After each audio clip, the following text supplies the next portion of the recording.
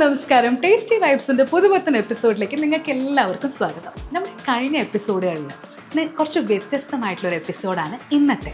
അതിൻ്റെ റീസൺ എന്താണെന്നറിയോ? നമ്മൾ കഴിഞ്ഞ എപ്പിസോഡിൽ ഹോം ഷെഫിനെ കണ്ടു, സെലിബ്രിറ്റി ഷെഫിനെ കണ്ടു, സർട്ടിഫൈഡ് ഷെഫിനെ കണ്ടു, IT പ്രൊഫഷണലിനെ കണ്ടു, എഴുത്തുകാരിയെ കണ്ടു. അവിടെയെല്ലാം സ്ത്രീകളായിരുന്നു ആ ഏരിയ ഹാൻഡിൽ ചെയ്തത് അല്ലേ? അതായത് അടുക്കള, പാചകം, ഇതൊക്കെ പറയുന്നത് സ്ത്രീകൾക്ക് പറഞ്ഞിട്ടുള്ളത് ഒരു രീതിയാണ്, ഞങ്ങളുടെ ഒരു ഏരിയ ആണെന്നുള്ളത്. എന്നാൽ ആ സ്റ്റീരിയോ ടൈപ്പിനെ അപ്പാടെ തുടച്ചു മാറ്റിക്കൊണ്ട് നമുക്കറിയാവുന്നതുപോലെ നമുക്കറിയാവുന്ന ഏറ്റവും നല്ല ഷെഫ് നളഭാഗം. അപ്പോൾ ഇന്നത്തെ നമ്മുടെ ടേസ്റ്റി വൈബ്സിൽ നമ്മൾ ഫീച്ചർ ചെയ്യാൻ പോകുന്നത് ഒരു നളനെയാണ്. ഇദ്ദേഹം നല്ല അടിപൊളി ഷെഫാണ്, ഡാൻസറാണ്, കൊറിയോഗ്രാഫറാണ്, മ്യൂസിക് ഡയറക്ടറാണ്, ഷോർട്ട് ഫിലിംസിൽ അഭിനയിച്ചിട്ടുണ്ട്, ആൽബം എടുത്തിട്ടുണ്ട്, ബോഡി ബിൽഡറാണ്, സൂംബ ഇൻസ്ട്രക്ടറാണ്. അങ്ങനെ ഒരുപാട് വിശേഷണങ്ങളുള്ള സുനിൽ ദേവിൻ്റെ വീട്ടിലാണ് നമ്മുടെ ഇന്നത്തെ ടേസ്റ്റി വൈബ്സ്. നമുക്ക് സുനിൽ ദേവിനെ പരിചയപ്പെടാം, അവിടുത്തെ വിശേഷങ്ങൾ അറിയാം. ഈ ആണുങ്ങൾ അടുക്കള കൈകാര്യം ചെയ്യുമ്പോൾ എങ്ങനെയാണ് അതിൻ്റെ ഒരു രീതി, എന്താണ് ആ ഒരു ഡിഫറെൻറ്റ് പ്ലഷർ, ആ ഒരു പ്രസൻസ്, അതെന്താണെന്ന് നമുക്ക് നോക്കാം. അപ്പം ഞാൻ വന്ന് കയറിയപ്പോൾ തന്നെ എന്നെ അട്രാക്ട് ചെയ്തത് ഈ ബിഗ് വാളാണ്. ഈ വാളിൽ എല്ലാവരും ഉണ്ട്. നോക്കി, ബോളിവുഡ് മുതൽ ബോളിവുഡ് വരെയുള്ള എല്ലാ സെലിബ്രിറ്റീസും. മമ്മൂട്ടി, മോഹൻലാൽ, കുഞ്ചാക്കോ ബോബൻ, ജയറാം ഉണ്ട്, ഖുഷ്ബു, സുനിൽ ഷെട്ടി, രാം ചരൺ, തമന്ന, കരീന കപൂർ, മാധുരി ദീക്ഷിത്, ഇവരുടെ എല്ലാവരുടെയും കൂടെയുള്ള ഫോട്ടോസാണ്. ഇവരുടെയൊക്കെ കൂടെ ആൾ പെർഫോം ചെയ്തിട്ടുണ്ട്. അതായത് ഞാൻ പറഞ്ഞു കേട്ടത്, ഈ ഫോട്ടോസിൽ നിന്ന് കാണുന്നത് ഒരുപാട് സ്റ്റേജ് ഷോസ് ഒക്കെ ഹാൻഡിൽ ചെയ്തിട്ടില്ല. ഇനി നമുക്ക് സുനിലിനെ എങ്ങനെയാണ് നമുക്ക് ടേസ്റ്റ് വൈബ്സിൽ കിട്ടിയെന്ന് അറിയണ്ടേ? സുനിലിൻ്റെ സ്റ്റുഡൻസ് എനിക്ക് പരിചയമുള്ളൊരു കുട്ടിയുണ്ട്.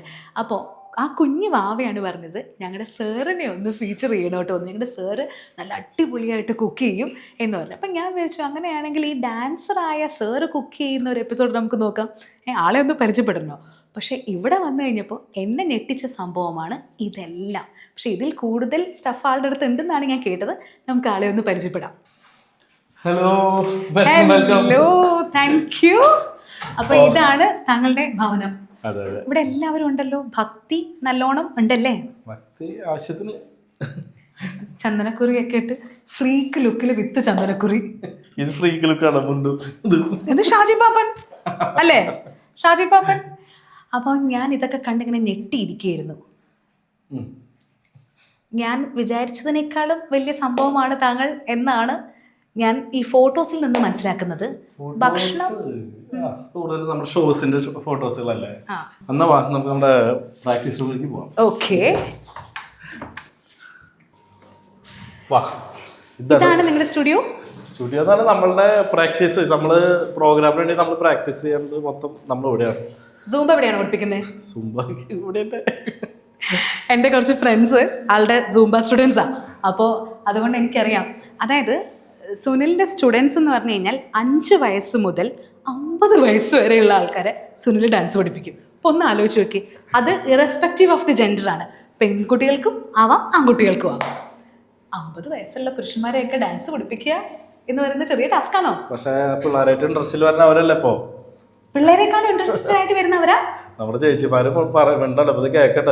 അവരെന്താ ഞങ്ങളെ വിളിക്കാതെ ഞങ്ങളെ കൊണ്ട് ഡാൻസ് ചെയ്യിക്കായിരുന്നില്ല എന്ന് ചോദിക്കും. ഇത് നേരത്തെ അറിഞ്ഞിരുന്നുണ്ടെങ്കിൽ നമുക്ക് അവരെയും കൂടെ വിളിച്ചിട്ട് ഒരു ഗ്രൂപ്പ് റീലാക്കായിരുന്നല്ലേ? ഒരു വെറൈറ്റി വേണ്ട ടേസ്റ്റി വൈബ്സിൽ. ഓക്കെ, ഇവിടെയാണ് നമ്മൾ ഫുഡ് കഴിക്കുന്നത്. ഫുഡ് നമുക്ക് ഇവിടെ തന്നെ കഴിക്കാം. ആയിക്കോട്ടെ. ഈ മുറിയിൽ നമുക്ക് നോൺ വെജ് എടുക്കുന്നതുകൊണ്ട് പ്രശ്നമൊന്നുമില്ല.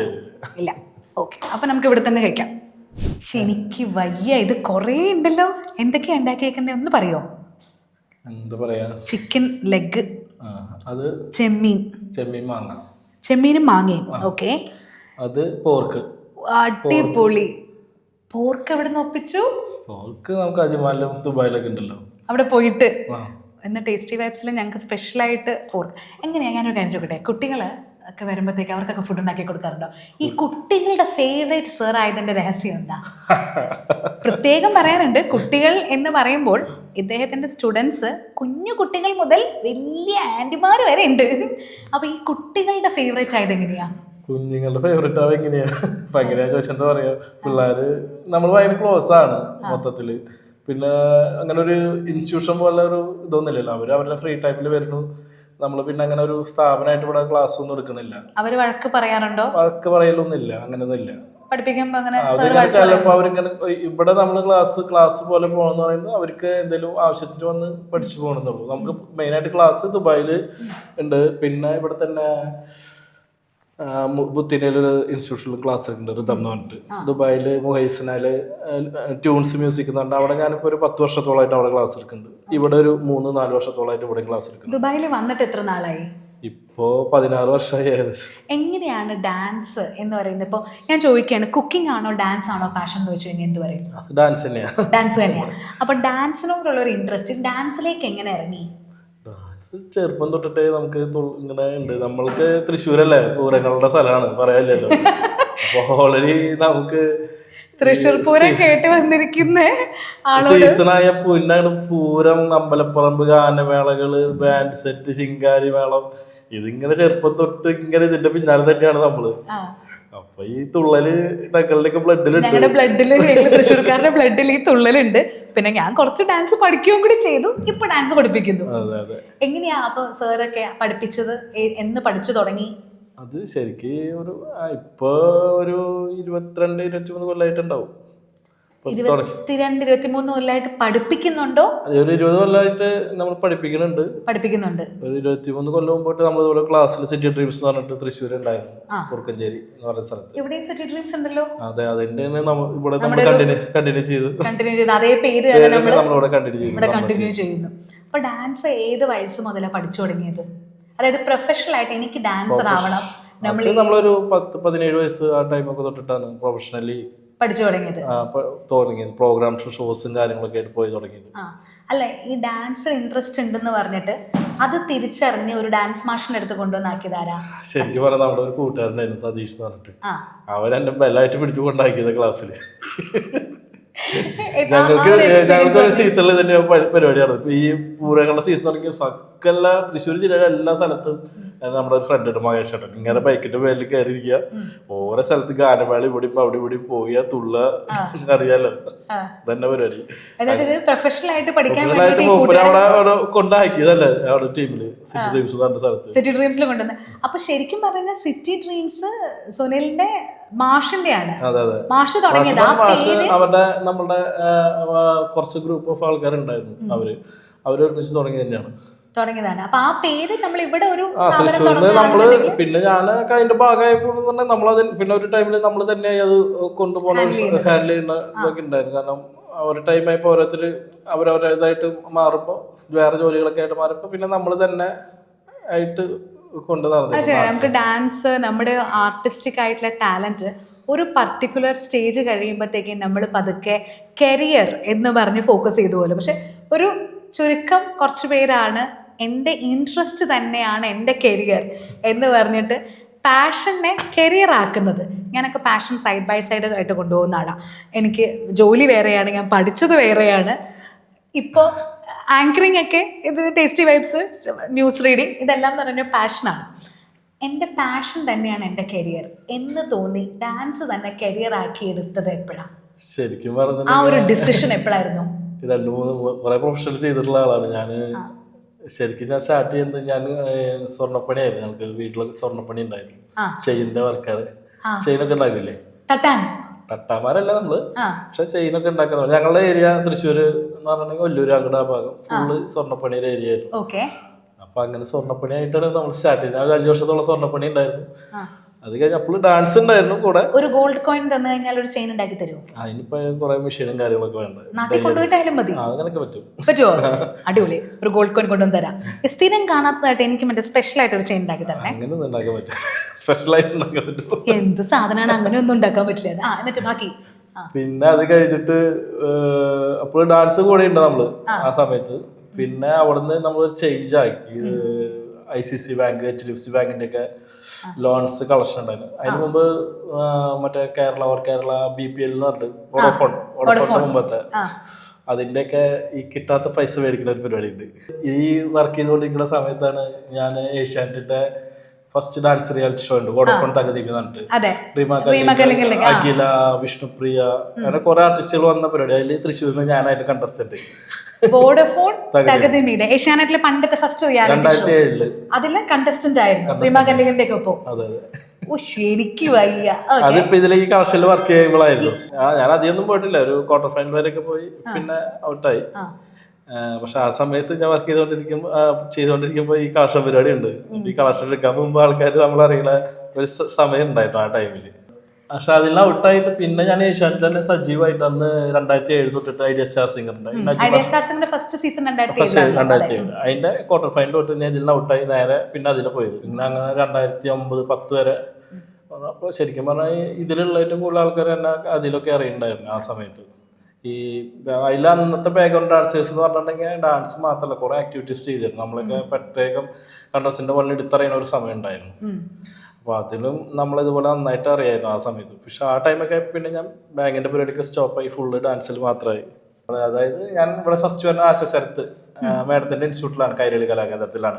അപ്പൊ മാഡം അവിടെ ജഡ്ജ്മെന്റ് വന്ന അപ്പൊ അവിടെ വന്നിട്ട് അങ്ങനെ കണ്ടിട്ട് നമ്മുടെ കൊറിയോഗ്രാഫർ ഉണ്ട് അബ്ബാസിന്റെ അടുത്ത് ഇങ്ങനെ ഒരാളെ വേണമെന്ന് പറഞ്ഞപ്പോ, ഇന്ന പോലെ ആള് വേണമെന്ന് പറഞ്ഞപ്പോ അന്ന് ആളെ തന്നെ വിളിച്ചോ എന്ന് പറഞ്ഞതാണ് ആള് പറഞ്ഞത്. ഞാൻ പോരുന്നത് കറക്റ്റ് ഏഷ്യാനെറ്റിന്റെ ആ സ്റ്റുഡിയോയില് ഷെഡ്യൂൾ കഴിയുന്ന ആ സ്റ്റേജിൽ നിന്ന് എനിക്ക് തോന്നുന്നു വേറെ ആർക്കും അങ്ങനെ കിട്ടുന്നുണ്ടാണ്. ശരത് സാറ്, ചിത്ര ചേച്ചിയൊക്കെ അന്ന് നമുക്ക് ആ സ്റ്റേജിൽ വെച്ചിട്ട് ഒരു ബായ് ഒക്കെ പറഞ്ഞ് ഒരു എന്തോ സെൻഡ് ഓഫ് പോലെയൊക്കെ തന്നിട്ടാണ്. ഫോട്ടോസോ വീഡിയോസോ എന്തെങ്കിലും ഉണ്ടോ? ഒരുപാട് എപ്പോഴും കിടക്കണ്ടാവും യൂട്യൂബിലൊക്കെ ഇഷ്ടംപോലെ ഷോട്ട് കാണണം. എനിക്ക് ഓർമ്മയില്ല അന്നത് ടെലികാസ്റ്റ് ചെയ്തിരുന്നോ, അന്നത് എയർ ചെയ്തോ? എയർ ചെയ്തു എന്നാണ് എനിക്ക് തോന്നുന്നത് ലാസ്റ്റ്. എനിക്ക് ഓർമ്മയില്ല കറക്റ്റ്. പക്ഷെ കുറെ വീഡിയോസ് ഉണ്ടായിരുന്നു. എന്നിട്ട് ഇവിടെ വന്നിട്ട് ഇൻസ്റ്റിറ്റ്യൂട്ടിൽ എത്ര നാളുണ്ടായിരുന്നു? അവിടെ 5 വർഷം ഞാൻ ഉണ്ടായിരുന്നു. 5 വർഷം ഉണ്ടായിരുന്നു. 5 വർഷം ഉണ്ടായിരുന്നു. അതിന്റെ ഉള്ളിൽ കല്യാണം കഴിഞ്ഞു.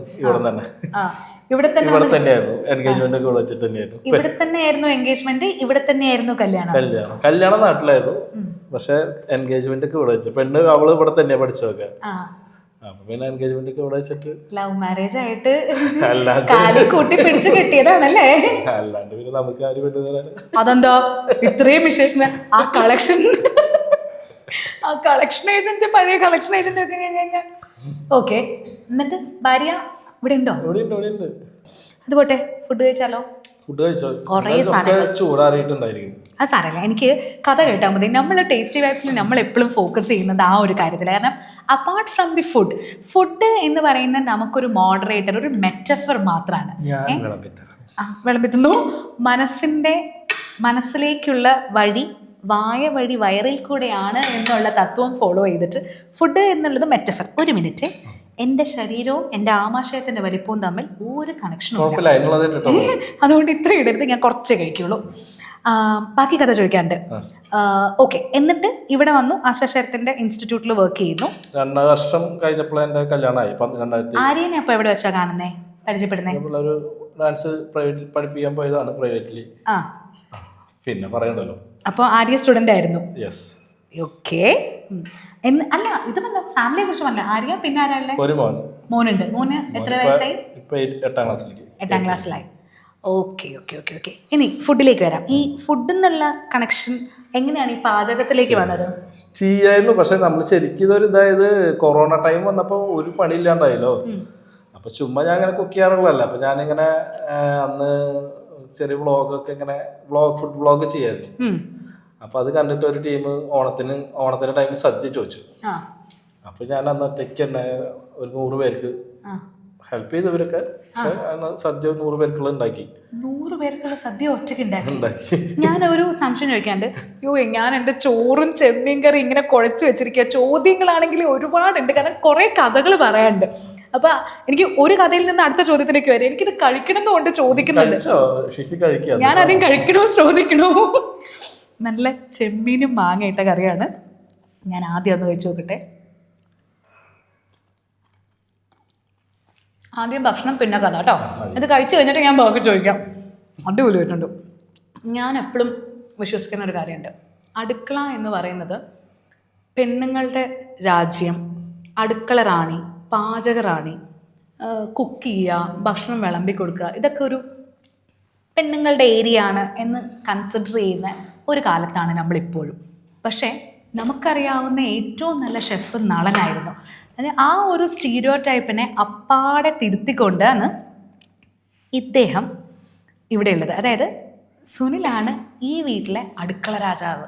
സുനിലാണ് ഭക്ഷണം ഉണ്ടാക്കുന്നത്. ആ ഒരു സ്റ്റോറി അതെങ്ങനെ വന്നു?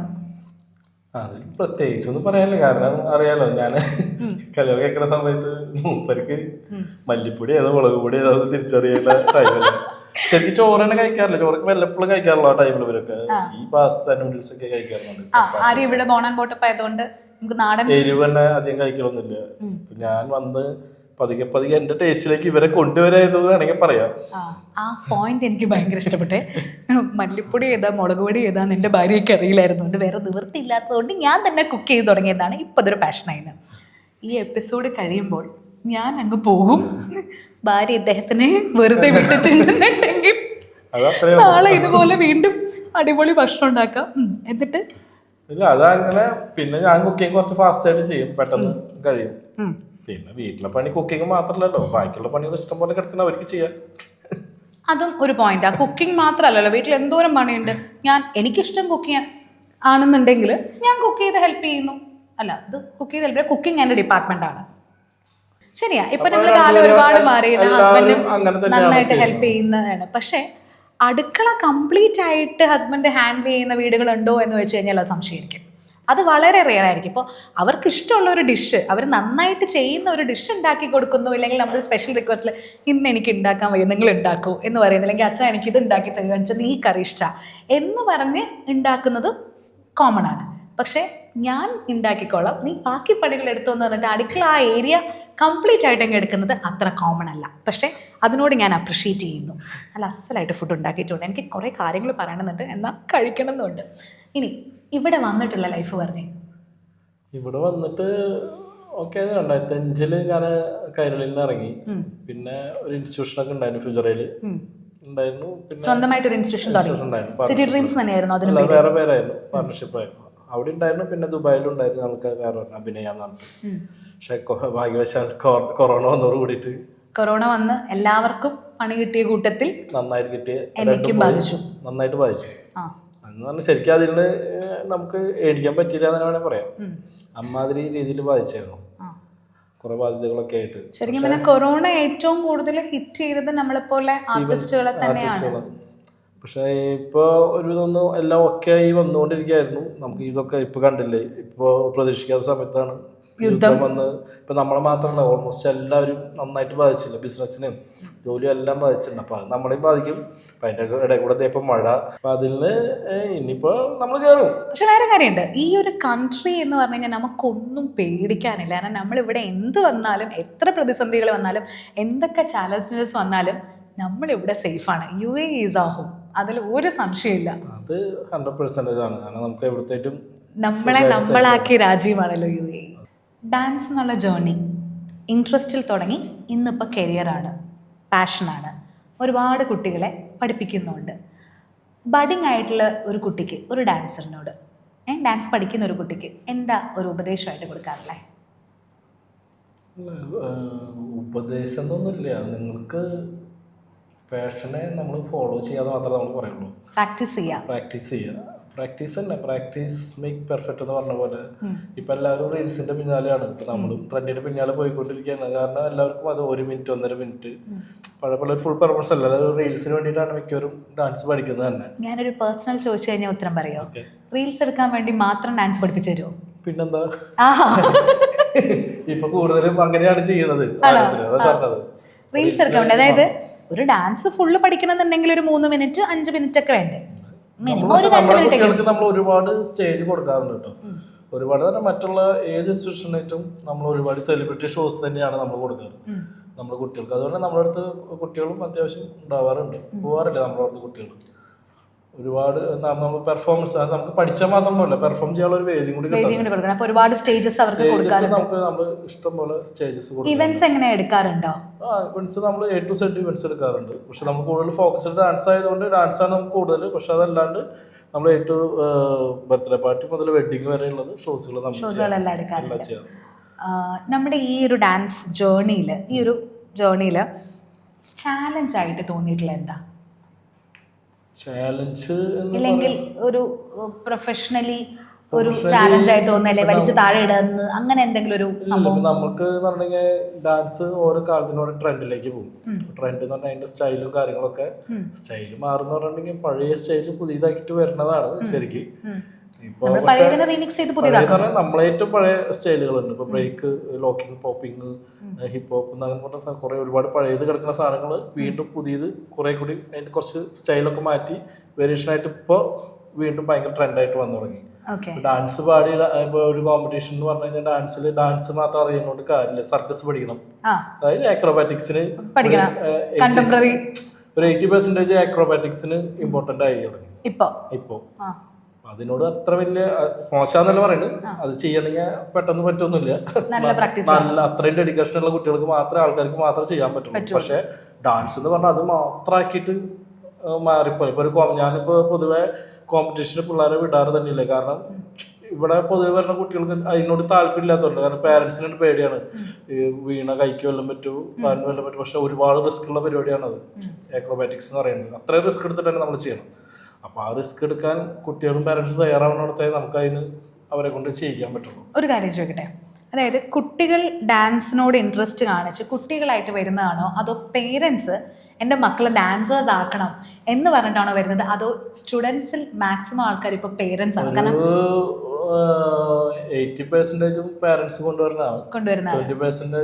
ഇപ്പൊ എന്ന് പറഞ്ഞു കഴിഞ്ഞാൽ ഡാൻസ് പണ്ടൊക്കെ എന്ന് പറഞ്ഞാൽ എനിക്ക് ഡാൻസ് പഠിക്കാൻ പറ്റിയില്ലല്ലോ എന്നൊരു വിഷമം ഉണ്ടായിരുന്നു. ഇപ്പൊ ഏത് ഏജിലും പഠിക്കാം. കാരണം ഇപ്പൊ അതാണ് ഇപ്പൊ ഞാൻ പറഞ്ഞ കുട്ടികളായിട്ട് കൂടുതൽ ഹൗസ് വൈഫ്സും അങ്ങനെയുള്ളവരൊക്കെ ഉണ്ടല്ലോ. ഇപ്പൊ എൻ്റെ അടുത്ത് 50-55 വയസ്സായ ആൾക്കാർക്ക് പഠിക്കാൻ പറ്റുന്നുണ്ട്. അപ്പൊ അവർക്ക് അന്ന് പറ്റാത്ത ഇപ്പൊ വന്ന് പഠിക്കുന്നവരുണ്ട്.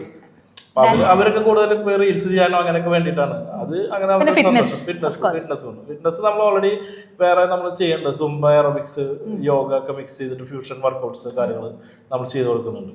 ഞാൻ ഒരു കാര്യം കേട്ടിട്ടുണ്ടല്ലോ, ഷോർട്ട് ഫിലിമിൽ അഭിനയിച്ചിട്ടുണ്ട്, മ്യൂസിക് ഡയറക്ട് ചെയ്തിട്ടുണ്ട്. അതെങ്ങനെയായിരുന്നു ആ ഒരു ഷോർട്ട് ഫിലിം ഒക്കെ? പിന്നെ അതൊന്നും പറയാനൊന്നുമില്ല, ചുമ്മാ ചെയ്തു പോയത്. മ്യൂസിക് ഡയറക്ഷൻ എന്ന് പറഞ്ഞാൽ പാട്ട് ഭയങ്കര ഇഷ്ടമാണ്. പാടില്ല, പക്ഷെ പാട്ട് ഭയങ്കര ഇഷ്ടമാണ്. അപ്പൊ അത് നമുക്ക് ചിലപ്പോ ഇങ്ങനെ ഇരിക്കുമ്പോ ഓരോന്നിങ്ങനെ പുറത്തേക്ക് വരില്ലേ, അപ്പൊ അത് ചിലപ്പോ ഒരു 3-4 പാട്ടുകൾ അങ്ങനെ എഴുതിയിട്ട് മ്യൂസിക് ചെയ്തിട്ട് പാടിച്ചിട്ടുണ്ട്, ഇറക്കിയിട്ടുണ്ട്, ആൽബം ആക്കിയിട്ടുണ്ട്. അപ്പൊ അതിൽ ഒരെണ്ണം പാടിക്കുന്നത് നമ്മുടെ ഇവിടെ ഒരു പാട്ടാണ് അനൂപ് എന്ന് പറഞ്ഞിട്ട്. ഒരു മിനിറ്റ്, നമുക്ക് പാട്ട് ഞങ്ങൾക്ക് എല്ലാവർക്കും പാട്ട് ഇഷ്ടമാണ്, കേൾക്കാനും താല്പര്യം ഉണ്ടാവും. പക്ഷെ എനിക്ക് ആ പോയിന്റ് പെട്ടെന്ന് വളരെ നിസ്സാരമായി പറഞ്ഞൊരു പോയിന്റ് ഉണ്ട്. അതായത് പാട്ട് എനിക്കിഷ്ടമാണ്, പക്ഷേ പാട്ട് കേൾക്കും. ഞാനൊരു 3-4 പാട്ട് എഴുതിയിട്ടുണ്ട്, അതിനെ കമ്പോസ് ചെയ്തിട്ടുണ്ട്, അത് ഞാൻ ആൽബം ആക്കിയിട്ടുണ്ട്. പക്ഷെ അത് ഭയങ്കര നിസ്സാരമായി പറഞ്ഞു. പക്ഷെ അതത്ര നിസ്സാരമല്ല, നമുക്ക് ഇഷ്ടം കൂടി ഉള്ളതുകൊണ്ടാണ്. എന്ന് വിചാരിച്ച ഒരു 5 പാട്ട് ഒന്ന് ഇതിനു വേണ്ടി ചെയ്യാൻ പറ്റുമെന്ന് പറഞ്ഞാൽ നമുക്കൊന്നും പറ്റുമായിരിക്കില്ല. പക്ഷെ നമുക്ക് അങ്ങനെ അത്ര ഇഷ്ടം തോന്നി ചില മൂടുകളല്ലേ. കാലഘട്ടത്തിലാണ് ഇത് ഈ പാട്ട് എഴുതുകയും കമ്പോസ് ചെയ്യുകയും ഒക്കെ ചെയ്തിരുന്നത്? ഇപ്പൊ ഞാൻ കഴിഞ്ഞ വർഷം അതിന്റെ 9 വർഷം ഇങ്ങനെ ഓരോ വർഷം കേൾപ്പിട്ട് വർഷത്തിലൊരു പാട്ടൊക്കെ ഇറക്കരുത്. ഇപ്പൊ ഫസ്റ്റ് ഓണത്തിന് ചെയ്തത് അത് നമ്മുടെ ഒരു സുഹൃത്തിന് പാട്ട്, അവൻ അങ്ങനെ എന്താണ് എന്റെ മാഷുണ്ട് വിജയേട്ടൻ, അറിയായിരിക്കും. മൂപ്പർക്ക് ആൾക്ക് വേണ്ടിട്ട് ഒരു പാട്ട്, എന്നോട് എന്തുകൊണ്ട് ആള് പാട്ട് എഴുതി തരാൻ പറഞ്ഞാൽ എനിക്കറിയില്ല. അപ്പൊ ഞാൻ എന്നോട് എഴുതാൻ പറഞ്ഞു, എന്നാ പിന്നെ എഴുതാന്ന് എഴുതിയ പാട്ടാണ്. പക്ഷെ പിന്നെ അവരത് വേണ്ടാന്ന് വെച്ചു. പിന്നെ ഞാൻ പറഞ്ഞു അതെന്തിനു വേണ്ടാന്ന് വെച്ചിട്ട് ഞാൻ തന്നെ ചെയ്തു, സ്വന്തമായിട്ട് മ്യൂസിക് ചെയ്ത്. അത് ഇവിടെ അനൂപ് എന്നിട്ട് നമ്മുടെ സുഹൃത്ത് തന്നെയാണ് പാടിയത്. രണ്ടാമത്തെ പാട്ട് വൈക്കം വിജയലക്ഷ്മി ചേച്ചി, സുധീഷ് ഉണ്ട് ഐഡി ചാർജിങ് പാടിയത്. പിന്നെ പാടിയത് കൊല്ലൻ ഷാഫി ഒരു പാട്ട് പാടി ഇവിടെ വന്നിട്ട് തന്നെ. പിന്നെ 4ാമത്തെ ഒരു പാട്ട് പാടിയിട്ട് ഇപ്പൊ സ്റ്റുഡിയോയിൽ ഇരിക്കുന്നുണ്ട്. അനൂപും പിന്നെ റിഷാം എന്ന് പറഞ്ഞിട്ട് നമ്മുടെ സുഹൃത്തുണ്ട്, അവര് പാടിയിട്ട് ഒരു പാട്ട് പാടിയിട്ടുണ്ട്. ഇത് നമ്മുടെ സ്പെഷ്യൽ സാധനം. പക്ഷെ ഇത് ഷിഫി കഴിച്ചിട്ടുണ്ടാവില്ല മുമ്പ്. ഇത് ഇങ്ങനെ നമ്മുടെ കാന്താരി മുളക് മാത്രം ഇട്ടിട്ട് ചുമ്മാ മസാല, നമ്മുടെ പോർക്കാണത് പൊള്ളിച്ചത്. പോർക്ക് പൊള്ളിച്ചതോ? മീൻ പൊള്ളിച്ചത് കണ്ടിട്ടുണ്ട്.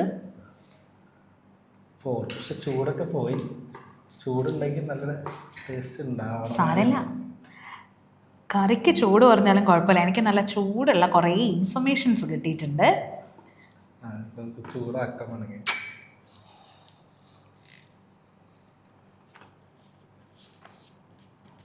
ചൂടാക്കണം, നന്നായിട്ട് ചൂടാക്കി തരാം. എരിവുണ്ടോ? എരിവുണ്ട്. ഫിഷ് പൊളിച്ചതിൻ്റെ അതേ ഒരു ടേസ്റ്റ്, പക്ഷെ പോർക്ക് വന്നതുണ്ട്. പോർക്കിൻ്റെ ഒരു ഡിഫറൻസ്. നൈസ്. ചൂടാക്കിയിട്ട് ചിക്കൻ നല്ല എനിക്ക് ഇന്നത്തെ എപ്പിസോഡ് ഭയങ്കര ഇഷ്ടമായി എന്ന് പറഞ്ഞു കഴിഞ്ഞാൽ നല്ല കോൺവെർസേഷൻസ് ആയിരുന്നു. എനിക്ക് കുറേ കാര്യങ്ങൾ ചോദിക്കാനുണ്ട്. അപ്പോൾ അതിനോട് ശരിക്കും പറഞ്ഞാൽ അതിൻ്റെ ഇടയിൽ ഈ ഫുഡിലേക്ക് കോൺസെൻട്രേറ്റ് ചെയ്യാൻ പറ്റിയില്ല. ഞാൻ ചിക്കനൊക്കെ അവിടെ ഇരിക്കുന്ന കണ്ടെങ്കിലും എടുക്കാൻ പറ്റിയില്ല. ഞാൻ ആ കോൺവെർസേഷനിലായിപ്പോയി. എന്നിട്ട് ബാക്കി പറയും. ഇപ്പോൾ എങ്ങനെയുണ്ട് ജീവിതം? സുഖം? കുഴപ്പമില്ല, എല്ലാം സുഖമായിട്ട് പോകുന്നു. ഇനിയിപ്പോൾ നമ്മളുടെ ഇപ്പോഴത്തെ ഈ യുദ്ധം അംബിഷൻ എന്താ അടുത്തത്? വീണ്ടും ഇൻസ്റ്റിറ്റ്യൂഷൻ ഒന്ന് ഓപ്പൺ ആക്കുന്നൊക്കെ ഉണ്ട്. പക്ഷേ കറണ്ട് സിറ്റുവേഷൻസ് ഒന്ന് റെഡി ആയി വരണം, ഒന്നുകൂടി ഓപ്പൺ ആക്കാം. ഈ കാലയളവിൽ നമ്മൾ എത്ര സ്റ്റേജിൽ പെർഫോം ആയിട്ടുണ്ടാവും? ഒരുപാട് നമുക്ക് എണ്ണി പറയാനൊന്നുമില്ല. അപ്പോൾ നാട്ടിലുള്ളപ്പോൾ തന്നെ stage by stage to stage തന്നെയായിരുന്നു, റണ്ണിങ് തന്നെയായിരുന്നു. എത്ര കുട്ടികളെ പഠിപ്പിച്ചിട്ടുണ്ടാവും? എന്താ പറയുക, കൈരളിയിലുള്ളപ്പോൾ തന്നെ അവിടെ ഒരു 500 അടുത്ത സ്റ്റുഡൻസിനെ പഠിപ്പിച്ചിട്ടുണ്ട് കൈരളിയിലുള്ള സമയത്ത്. പിന്നെ അവിടുന്ന് ഇറങ്ങിയപ്പോൾ ഞാൻ ഇറങ്ങിയത് ഇപ്പോൾ ട്യൂൺസ് എന്ന് പറഞ്ഞിട്ട് ഞാൻ പറഞ്ഞു മുഹൈസിനയിലാണ് നമ്മൾ മെയിനായിട്ട് ക്ലാസ് എടുക്കുന്ന സ്ഥലം. മുഹൈസിന, അതുപോലെ റിതം അവിടെ ബുത്തീനയിൽ ഷാർജ ബുത്തീന, അവിടേക്കായിട്ട് നമുക്ക് സ്റ്റുഡൻസ് ഒരുപാട് ഇത്ര വർഷങ്ങളായില്ലേ, അതിൻ്റെ ഇടയിൽ ഇങ്ങനെ വന്നും പോയിക്കൊണ്ടേ ഇരിക്കും ഒരുപാട്. ഞാനൊരു കാര്യം പറയട്ടെ, എനിക്ക് ഞാൻ പറഞ്ഞില്ലേ കുറേ കാര്യങ്ങൾ ചോദിക്കാനുണ്ട്. നല്ല അടിപൊളി ഫുഡ് ഒരുക്കുന്നു. ഇത് രണ്ടും കൂടി മാച്ചായി പോകുന്നില്ല.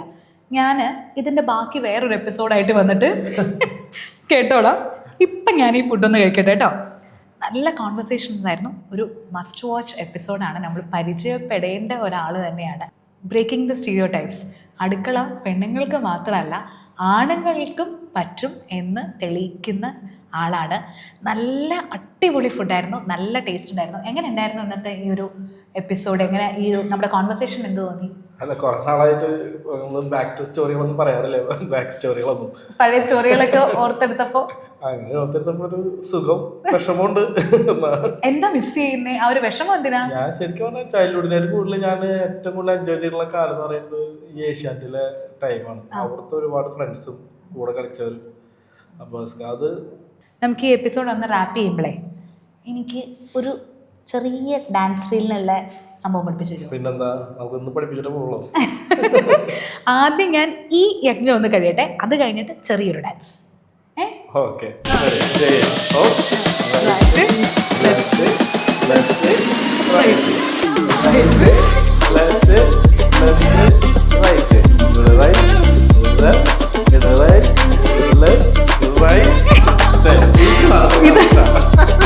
ഏറ്റവും ഈസി സ്റ്റെപ്പ് ഇതായിരുന്നു. ഓക്കെ പക്ഷേ, അപ്പോൾ താങ്ക് യു സോ മച്ച്. ഇന്ന് നല്ലൊരു എപ്പിസോഡായിരുന്നു. നല്ല അടിപൊളിയായിട്ട് ഫുഡ് കഴിച്ച ഓരോ വിഭവങ്ങളിലും നല്ല ടേസ്റ്റ് ഉണ്ടായിരുന്നു. പോർക്ക് ഫ്രൈ ഒക്കെ പറയാതിരിക്കാൻ പറ്റില്ല, അടിപൊളി. ആ ചിക്കൻ ലെഗ് ഇങ്ങനെ എൻ്റെ മുന്നിൽ കിടന്ന് ഭയങ്കര ഷൈനിങ് ആയിരുന്നു. ഇന്നത്തെ ഈ എപ്പിസോഡിൽ എനിക്ക് ഏറ്റവും ഇഷ്ടപ്പെട്ട ഒരു പോയിന്റ് എന്താണെന്ന് വെച്ച് കഴിഞ്ഞാൽ ആ ബ്രേക്കിംഗ് ദ സ്റ്റീരിയോ ടൈപ്സ് ആയിരുന്നു. നമ്മൾ ടേസ്റ്റി വൈബ്സിൽ എപ്പോഴും ശ്രദ്ധിക്കുന്ന ഒരു കാര്യം എന്താണെന്ന് വെച്ച് കഴിഞ്ഞാൽ going to the common man, to the common public. ഇങ്ങനെ ഒരാളെ പരിചയപ്പെടുത്താൻ പറ്റിയതിൽ നിങ്ങൾക്ക് ഒരുപാട് പേർക്ക് അറിയായിരിക്കാം. നിങ്ങൾക്ക് ഒരുപാട് സന്തോഷമുണ്ട്. ടേസ്റ്റി വൈബ്സിൽ മറ്റൊരു എപ്പിസോഡിൽ മറ്റൊരാളുമായി വീണ്ടും കാണുന്നവരെ ബൈ.